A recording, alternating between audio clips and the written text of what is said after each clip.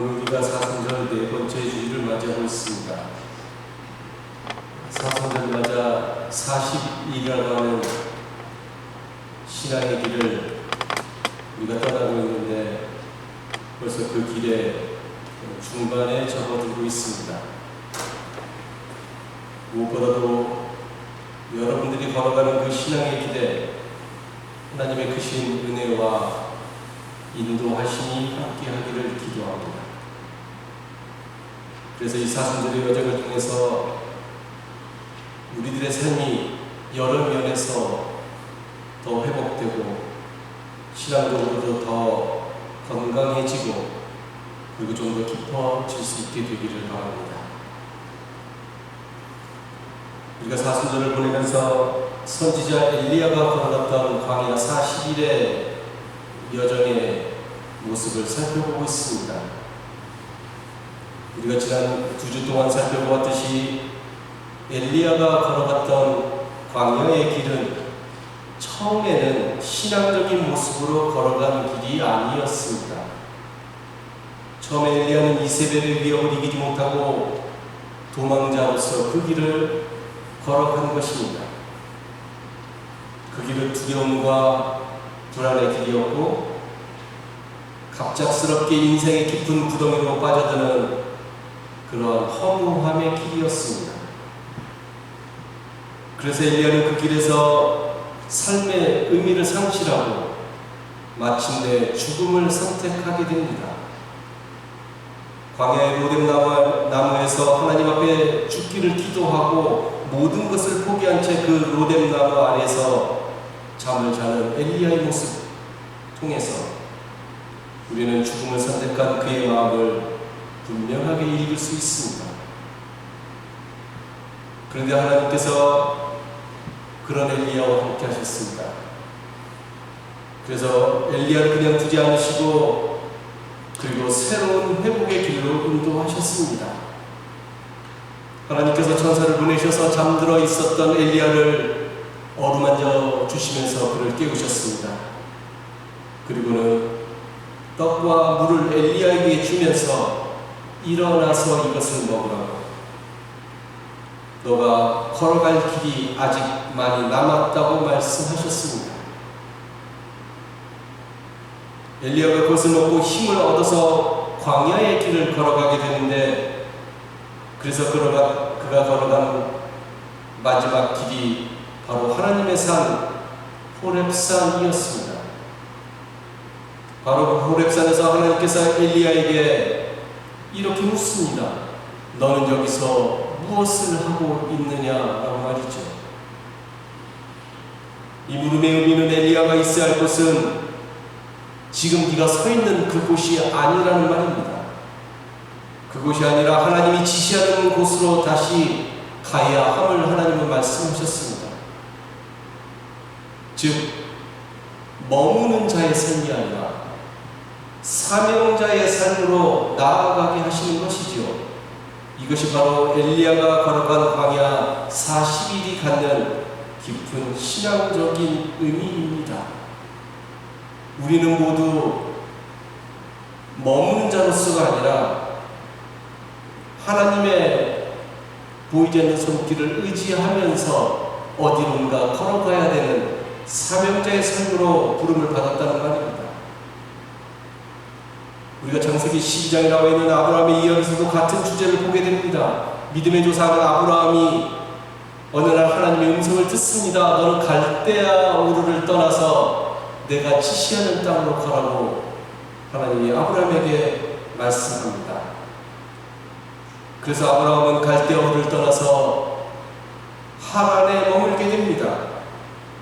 마치 엘리야가 호렙산에 머물듯이 아브라함도 하란에 머물렀던 것이지요.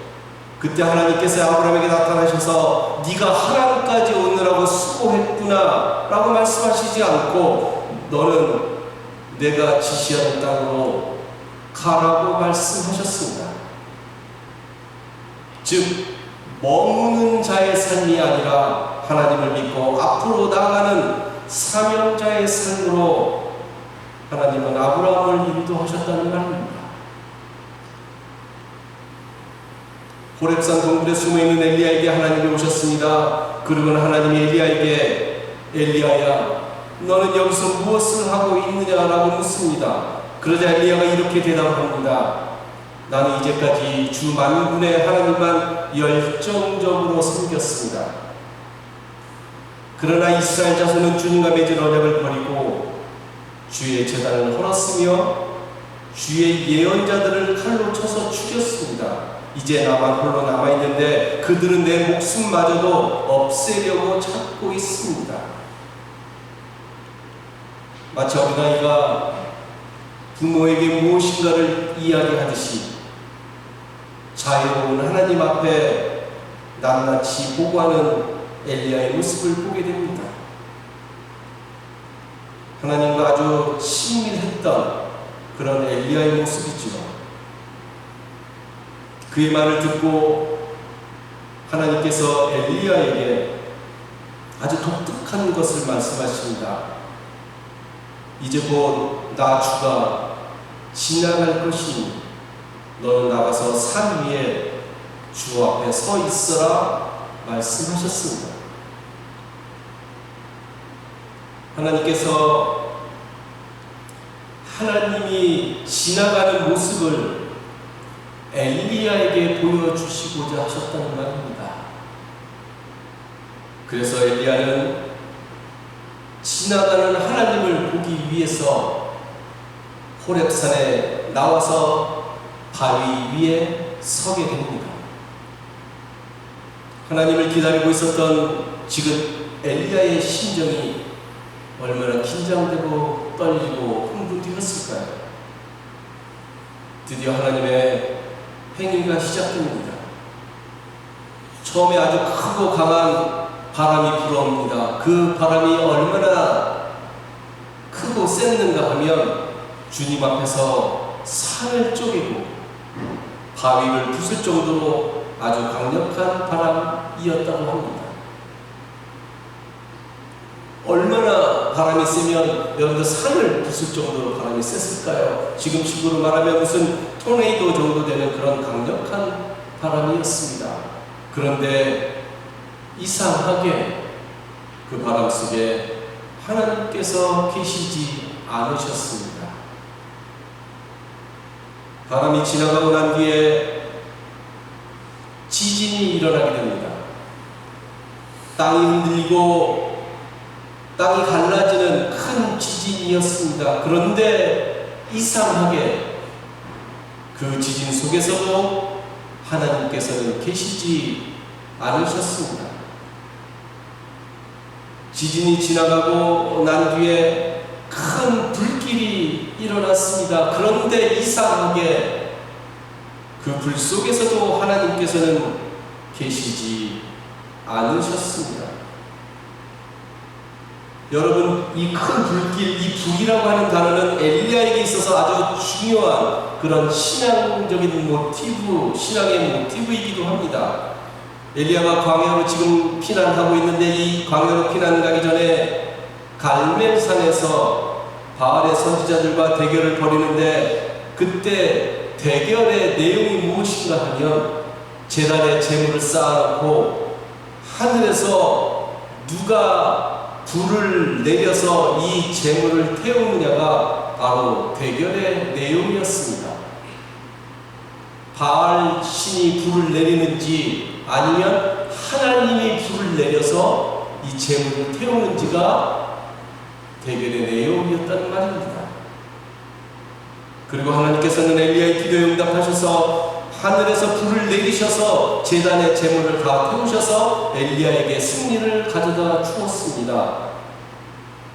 지금 엘리야는 자신 앞에서 큰 불길이 일어났을 때 아마도 그는 분명 그 갈멜산의 불길을 생각했을 것입니다. 그리고 그 불길 속에서 하나님의 인재를 경험하고자 했을 것입니다. 그런데 이상하게도 그 불 속에 하나님은 계시지 않으셨습니다. 여러분과 여기서 아주 중요한 것을 보게 됩니다. 하나님께서 크고 강한 바람과 지진과 불길을 일으키셨습니다.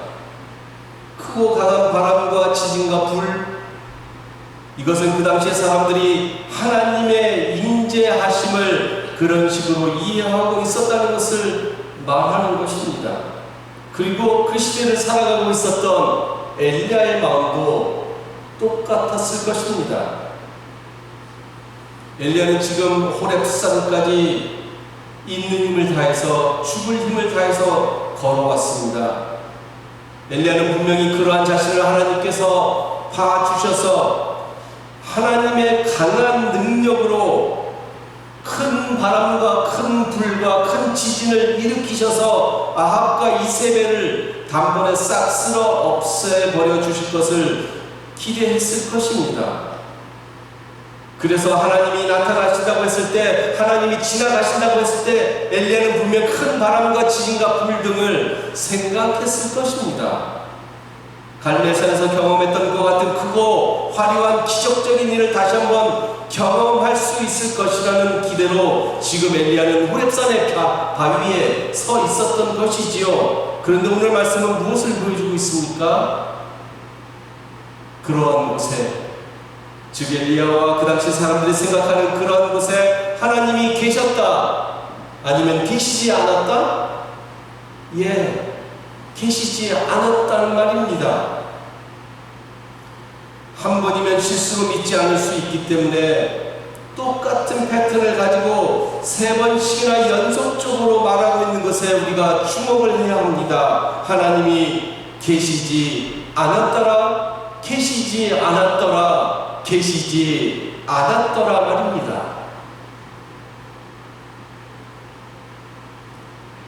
우리가 신앙생활을 하면서 주로 하는 실수도 바로 여기에 있습니다. 우리도 하나님 그러면 1차적으로는 오늘 성경의 언어로 이야기하면 큰 바람과 지진과 불을 생각합니다. 하나님이 그러한 곳에 계실 것이라고 생각을 하는 것이지요. 즉 크고 강하고 화려하고 위대해 보이고 드라마틱한 곳에 하나님은 계실 것이라고 생각을 하는 것입니다. 적어도 일상적인 모습이나 어떠한 평범한 형태로는 하나님께서 자신을 나타내지 않을 것이라고 생각을 합니다. 그래서 우리도 하나님 그러면 우리의 시각을 잡고 큰 것을 쳐다보는 것이죠. 강한 것에 우리의 시각을 고정시키려고 합니다. 예를 들어서 어떤 신령한 느낌을 주는 그런 산이나 아니면 큰 신전과 같은 웅장한 건물을 생각하게 되지요. 적어도 하나님은 그런 곳에 계셔야 할 것 같은 그런 느낌을 우리가 받는다는 말입니다. 우리의 일상이 아니라, 평범한 것이 아니라 좀 다른 곳에 하나님은 계실 것이라고 생각을 하는 것입니다. 그런데 오늘 말씀이 무엇이라고 말하고 있습니까? 우리가 생각하는 것에, 우리가 기대하는 것에, 우리가 바라는 것에 하나님은 계시지 않았더라입니다. 하나님은 적어도 우리가 생각하는 그러한 모습으로 존재하지 않으십니다. 하나님은 하나님의 방법대로, 그리고 하나님의 속성대로 존재하시는 분이시지, 우리의 생각이나 우리의 바램이나 우리의 어떤 강한 열망과 같은 모습으로 존재하시는 분이 아니라는 말입니다. 이것은 하나님께서 이 땅에 오신 방법을 생각하면 더 분명하게 알 수가 있습니다. 하나님은 세상 사람들이 기대하는 것처럼 크고 화려하고 강한 길로 오시지 않으셨습니다. 메시아가 이 땅에 오신다고 한다면 그 당시 사람들은 크고 위대하고 어떤 전사와 같은 모습으로 이 땅에 오실 것이라고 믿었습니다. 그런데 하나님은 그 길로 오시지 않으셨고 갈릴리의 가장 비천하고 가장 이름 없는 한 여종의 몸을 통해서 이 땅에 오셨습니다.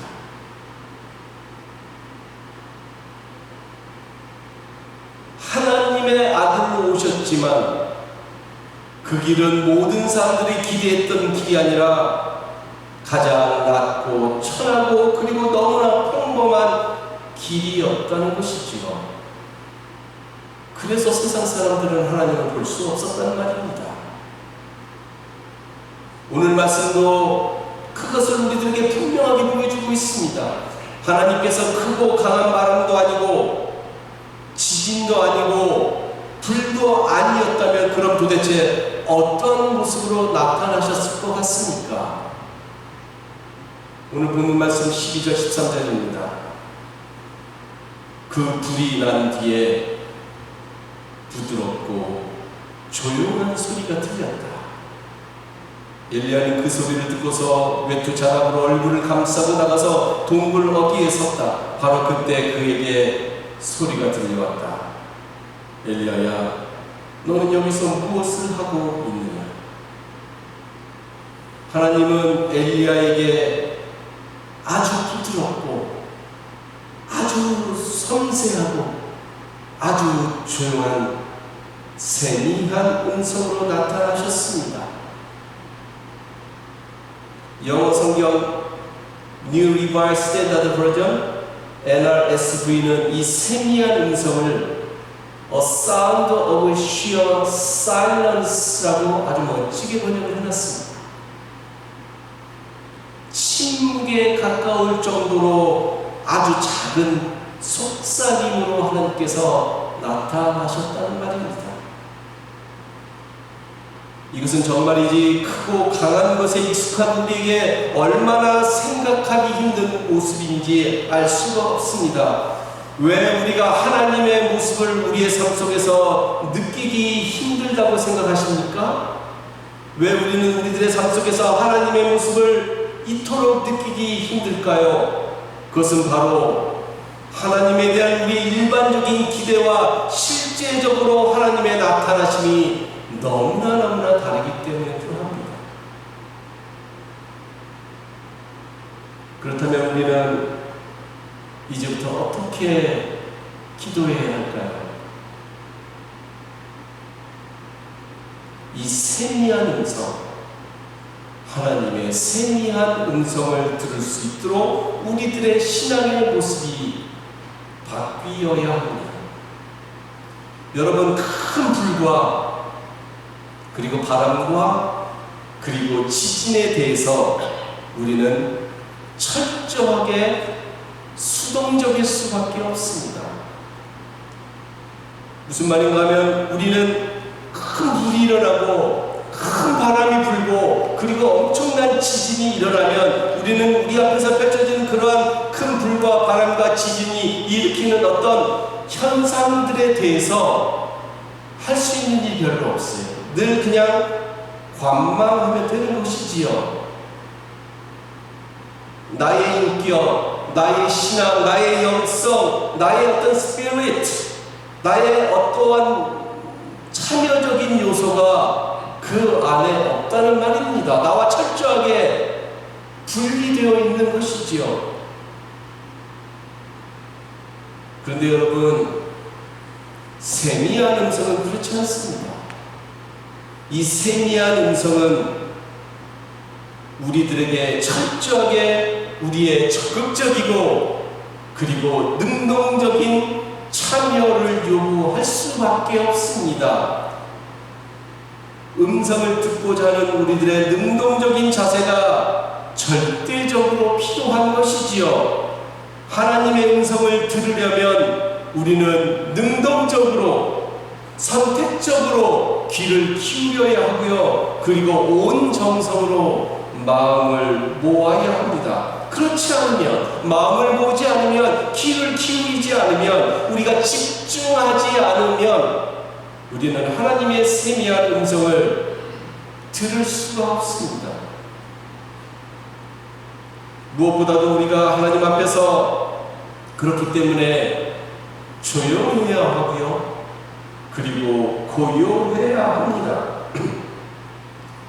우리의 마음이 비산하고 우리가 마음 바쁘고 정신없이 지내고 큰 소리로 외치고 이곳저곳 기웃기웃 거리면서 살아가게 되면